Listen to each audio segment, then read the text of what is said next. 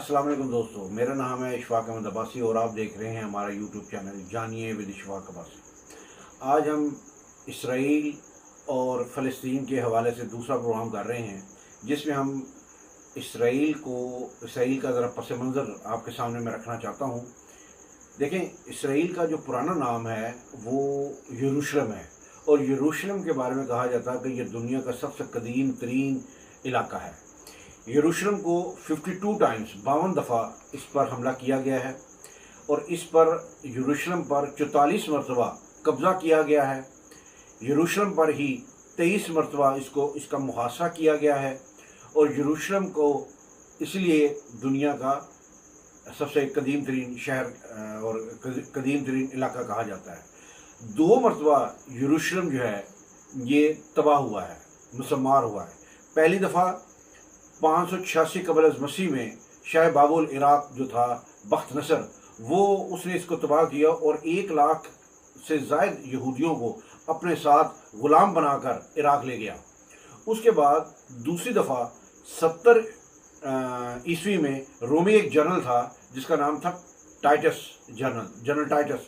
वो यरूशलेम पर आया और उसने उसको न सिर्फ उसको अपना मुसम्मार किया, बल्कि हैकल सुलेमानी भी अपने साथ ले गया। और फिर उसके बाद थोड़ा फास्ट फॉरवर्ड करें तो सलीबी जंगों का आगाज़ हो गया। अब सलीबी जंगों में अगर हम सलाहुद्दीन अय्यूबी को डिस्कस ना करें तो वो एक जाती होगी। 1187 में सलाहुद्दीन अय्यूबी ने बैतुल मुक़द्दस को ईसाइयों से छुड़ाया, और वो पूरी एक तारीख है, उस पर इंशाल्लाह फिर हम कभी। फिर पहली जंग अज़ीम के दौरान अंग्रेज़ों ने बैतुल मुक़द्दस और फ़लस्तीन पर कब्ज़ा करके यहूदियों को आबाद होने की आम इजाज़त दे दी। अब ये जो तस्वीर आप देख रहे हैं, ये है 1943 में फ़लस्तीन जो यहूदी पहुँचे थे पनाहगज़ीनों की तरह। ये उनकी तस्वीर है कि जब हिटलर ने सेकेंड वर्ल्ड वॉर में यहूदियों को तबाह करके जर्मनी से भगाया था, तो उस वक्त दुनिया का कोई भी मुल्क इन यहूदियों को पनाह देने के लिए तैयार नहीं था, जिसमें अमेरिका, फ्रांस, क्यूबा, कनाडा समेत जितने भी दूसरे ममालिक थे, उन्होंने यहूदी पनाहगज़ीनों से खचाखच भरे हुए जहाज़ों को वापस कर दिया। और आखिर में अब उन्होंने अपने बड़े बड़े जहाज़ों पर लिखा था कि बड़ा वो अंग्रेज़ी का बड़ा वो जुमला मशहूर हुआ था कि German destroyed our families and homes, don't you destroy our hopes, कि जर्मनी ने हमारे घर बार और अहलो अयाल को तबाह कर दिया है, आप हमारी उम्मीद को मत कुचलना। ये यहूदियों ने उस वक्त बैनर लगा के मिन्नत और तरला करके फ़लस्तीन में जब उतरे हैं, तो उन्होंने इनको एक पनाह दी, ये समझ के कि यार ये अपना इनकी मदद की, इनको पनाह दी। और फिर क्या हुआ कि इन्हीं यहूदियों ने जिनको इन्होंने पनाह दी थी एक नई ज़िंदगी बख्शी, और इन्हें अपनी ज़मीन घर बार भी दी है।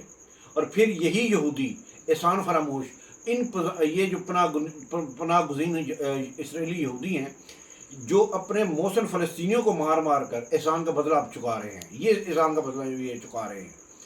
और इसलिए वो अपना एडॉल्फ हिटलर की वो बात याद आती है कि जब उसने 60 लाख यहूदियों को मार कर 1/3 आबादी ख़त्म करने वाले अपना जो एडॉल्फ हिटलर था, उसने कुछ यहूदियों को ज़िंदा छोड़ दिया।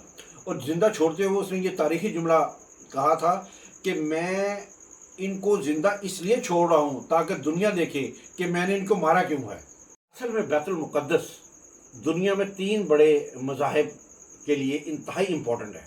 मुसलमानों के लिए ये क़िबला अव्वल है, ईसाइयों के लिए ये हज़रत ईसा अलैहिस्सलाम की जाए पैदाइश है, और यहूदियों के लिए हज़रत सुलेमान अलैहिस्सलाम का जो हैकल सुलेमानी बनाना है वो इनके लिए बहुत ज़रूरी है, और जो कि वो 2000 साल से गिरा हुआ है, जिसके साए में यहूदी गिरिया करते हैं, और इसी दीवार को दीवार गिरिया भी कहते हैं।